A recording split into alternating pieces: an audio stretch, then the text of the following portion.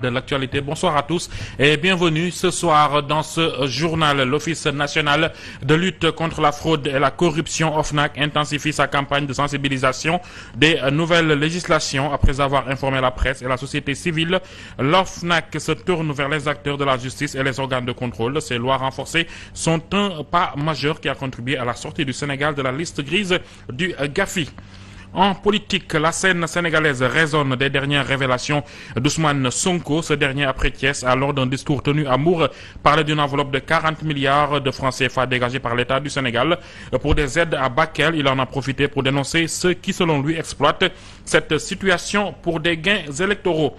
Et enfin, le secteur de la santé prévoit des investissements pour sauver des vies. Le Sénégal lance un plan de santé pour la mère et l'enfant, un ambitieux plan quinquennal visant à réduire les mortalités néonatales et infantiles d'ici 2028. Voilà pour les titres. Le développement de toute cette actualité, c'est dans un instant.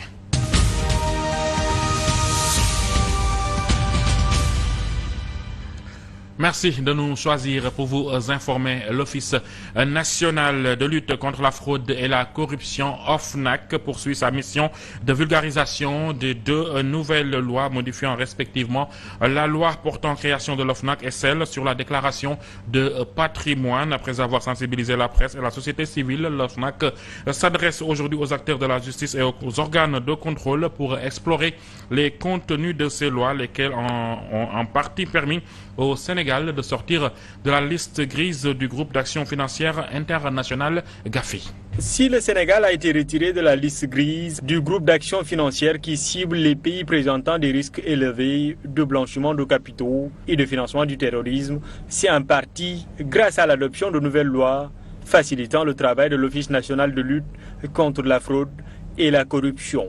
L'adoption des lois numéro 2024-06 et 2024-07 portant respectivement modification de la loi 2012-30 relative à la création de l'OFNAC et modification de la loi 2014-17 relative à la déclaration de patrimoine consacre une avancée significative dans la lutte contre la prévarication des deniers publics, des biens publics de façon générale. La volonté manifeste des nouvelles autorités à lutter contre la corruption est une bonne occasion pour l'OFNAC de faire explorer le contenu de ces deux lois aux acteurs de justice et organes de contrôle. Je reste persuadé qu'en travaillant main dans la main, dans un réel esprit de synergie, nous pourrons maximiser l'impact de nos interventions et répondre avec vigueur, diligence et professionnalisme aux défis posés par la corruption. Mesdames et messieurs, on ne le dira jamais assez, votre rôle est essentiel dans la répression de la criminalité financière. Cependant, ces textes ne sauraient à eux seuls suffire, selon le président de l'OFNAC. Il nous paraît crucial de mutualiser nos efforts, de mutualiser nos ressources et d'optimiser notre collaboration parce que la lutte contre la corruption exige une action concertée entre les nombreux acteurs engagés dans ce combat. Après donc la presse et la société civile, l'OFNAC continue ainsi sa campagne de vulgarisation de ces deux lois avec les acteurs de la justice avant d'en faire de même avec les institutions et établissements publics. Mamadou Kanté, lors de cet atelier de renforcement des capacités des professionnels des médias sur la traite des personnes et le trafic des migrants, Aminata Kébé, spécialiste des droits humains au commissariat des Nations Unies, a exhorté le gouvernement sénégalais à intensifier sa lutte contre la traite des enfants. L'index des Nations Unies contient plusieurs recommandations pour le Sénégal et les autorités doivent s'engager à les respecter, a-t-elle déclaré. Si ces enfants-là sont laissés à eux-mêmes, c'est l'État qui doit réguler, qui doit prendre des dispositions. Par exemple, il y a des lois. Mais est-ce que ces lois sont appliquées? Donc, il faudrait que ces lois soient appliquées pour que les enfants, par exemple, que l'on retrouve dans les rues le matin en train de mendier, ça peut s'arrêter, ça doit s'arrêter parce qu'il y a une loi contre cela. Et donc, au niveau des Nations Unies, quand on interroge l'index des Nations Unies sur le Sénégal, sur les questions des droits humains, rien que sur la protection des enfants, on a une multitude de recommandations. On a par exemple à l'EPU seulement plus de 500 recommandations que sur les enfants. et ça touche la mendicité, les enfantaliers, etc. Donc l'État doit vraiment prendre des mesures plus importantes pour protéger cette couche vulnérable-là. Nous passons à l'actualité politique. Après sa caravane nationale, le parti PASTEF a clôturé hier sa campagne par un grand meeting à Mbour. À cette occasion, Ousmane Sonko, leader du parti, est revenu sur la question de l'immigration, un enjeu majeur pour le département de Mbour. Il a promis que des investissements seraient réalisés dans le secteur de la pêche pour soutenir davantage la population locale. Reportage de Moussa Mané.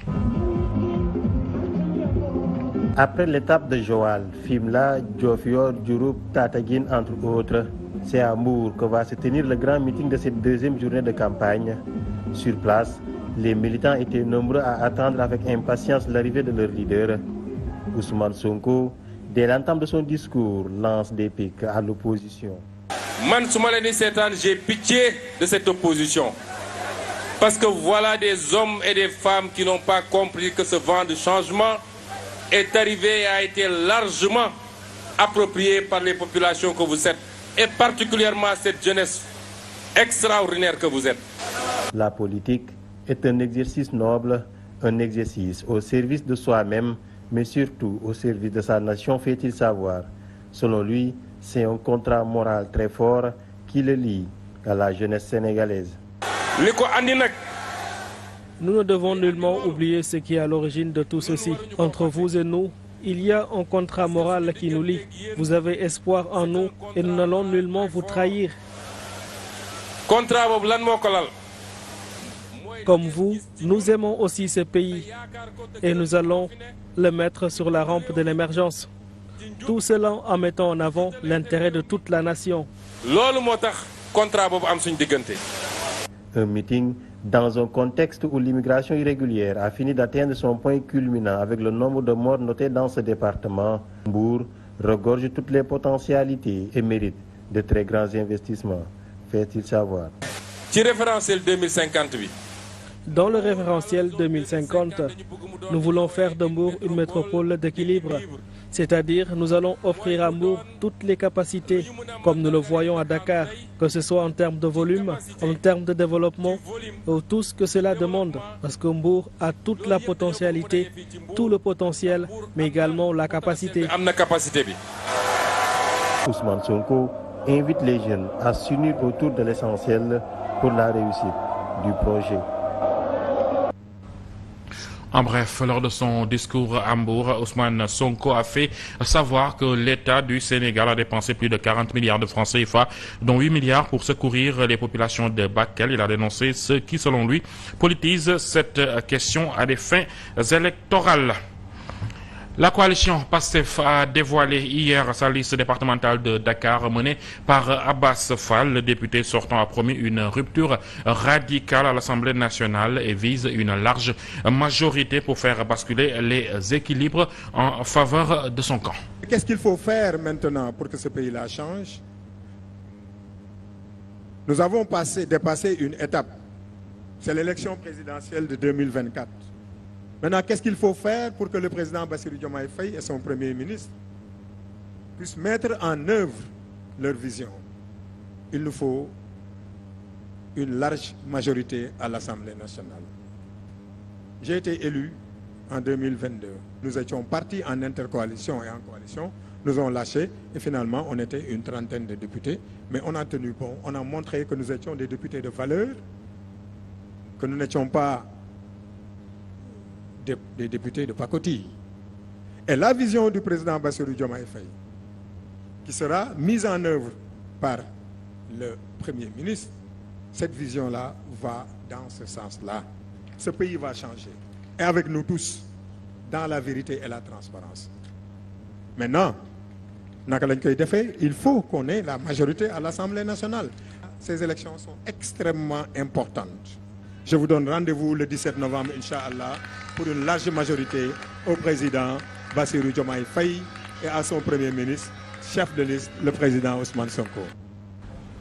À Louga, le PASTEF a lancé sa campagne en présentant aux habitants le projet référentiel Vision Sénégal 2050 articulé autour de quatre axes: bonne gouvernance, aménagement du territoire, développement du capital humain et promotion d'une économie compétitive. Papa Moussa Sy, coordonnateur des partis communal du comité électoral de PASTEF Louga, a suscité l'adhésion de la population locale avec une vision ambitieuse. Nous avons présenté les quatre axes du projet et le premier, bien sûr, c'est la bonne gouvernance et l'engagement africain, parce que tout le projet dont on parle, les investissements ainsi que toute la transformation économique prévue ne peuvent être réalisés que s'il y a une bonne gouvernance.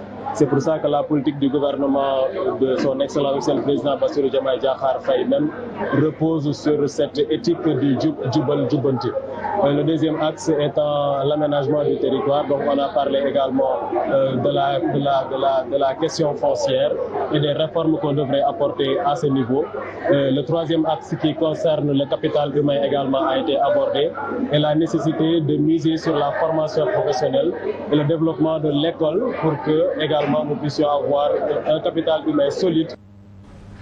La parole à présent au mouvement Podor va mal, qui exprime son mécontentement. Réunis autour d'une volonté de changement, les électeurs dénoncent les promesses non tenues et déplorent d'être traités comme un simple bétail électoral. Les Sénégalais sont tellement éprouvés, ils n'ont pas besoin de ces formes de violence et nous la condamnons, d'où qu'elles viennent. Les gens ont besoin d'un débat d'idées, les gens ont besoin vraiment de discuter, d'échanger par rapport à leur programme, mais pas de verser dans cette violence inouïe qui n'a pas sa place dans sa campagne électorale. Nous sortons d'une grande assemblée générale et nous allons, à partir de ce week-end, lancer notre grande caravane de sensibilisation dans le département de Podor pour porter la bonne parole. Inviter les jeunes à faire le bon choix. Le département a été pris en otage par ces gens qui sont là depuis 2000. Depuis 24 ans maintenant,